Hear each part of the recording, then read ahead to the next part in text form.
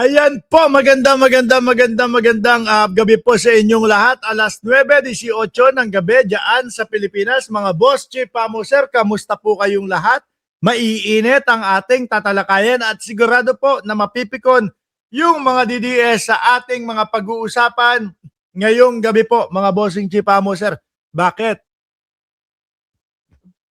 Sabi ko naman sa inyo, yung depensa ng Vice Presidente, pag ganun-ganun lang eh. At puro objection lang ang kanilang mga sasabihin, mga boss chief, sir. Ano po? Dito pa lang, alam na ang laban, wala na.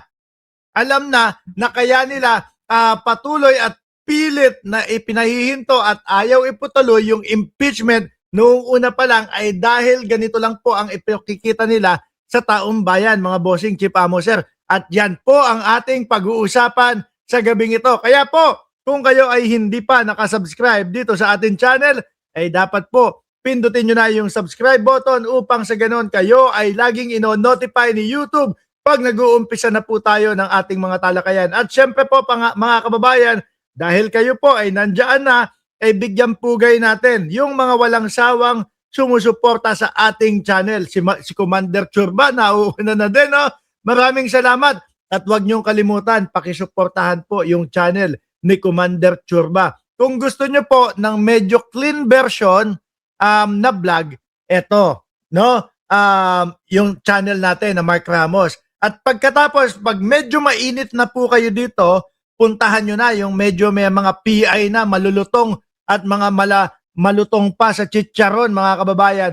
Yung channel ni Commander Churba dahil malulutong ang mga banat dyan, mga bossing. Nandiyan si founder ng Cereza Force, si Dina Ranillo.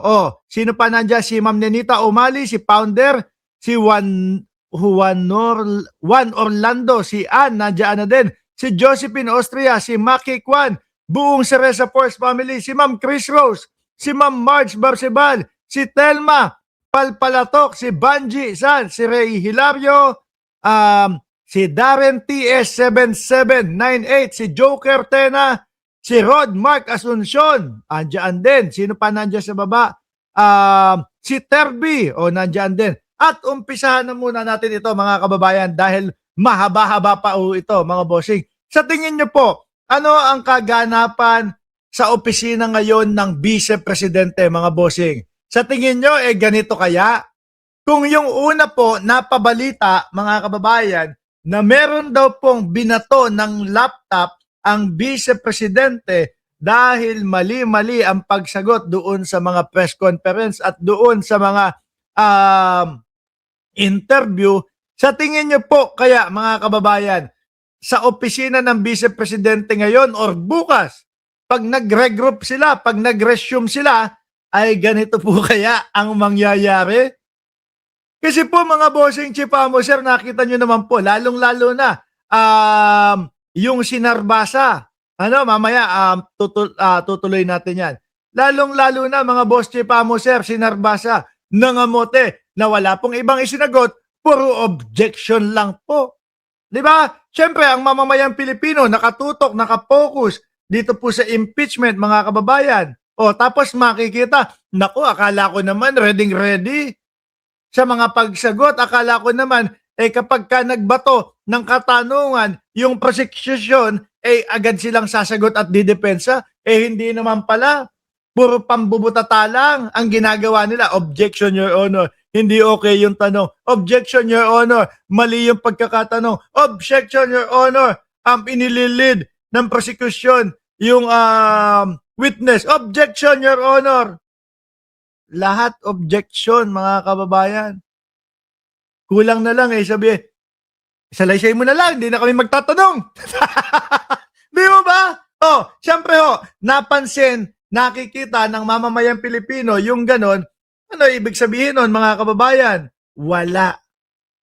Tapos i-connect ng bayang Pilipinas yung kung bakit, kaya naman pala sila ay laging puro lang sila pagpapahinto ng impeachment. Ganito pala ang kanilang ipapakitang gilas, mga bossing. Di mag-iilagan yung mga yan.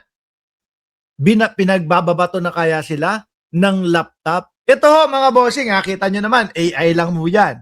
mga kababayan. At hindi ito legit o lehitimo na kuha sa loob ng opisina ng Vice Presidente. Pero nabivisualize na ho natin no? Na malamang mga natatalakan, nasisigawan, baka nababato ng laptop itong mga lawyer ng Vice Presidente.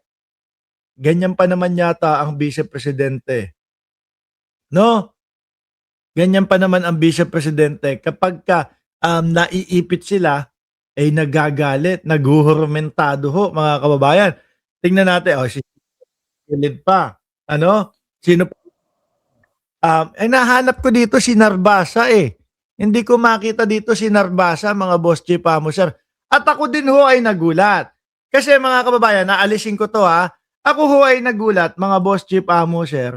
No? Sabi ko, ano to? Mayroon ba silang bagong abogado? Dahil ito po yung nakita ko, mga boss no? Nung pagbukas ko ng social media, ito ho yung nakita ko agad, mga kababayan. Sabi ko, ano to? Meron ba silang bagong abogado? No? Kasi inisa-isa ko yung mukha parang hindi ko makita doon sa mga kababayan. Doon po sa mga abogado ng Vice Presidente. Sabi ko, bago to Ngayon lang in-insert o bago lang in-insert. Yung pala ho, mga kababayan, ayun pala, eto pala si Narbasa, mga boss chief amo, sir. Putik na yan. Sandali Kasi eto po kasi yung nakikita ko talaga, mga boss chief amo, sir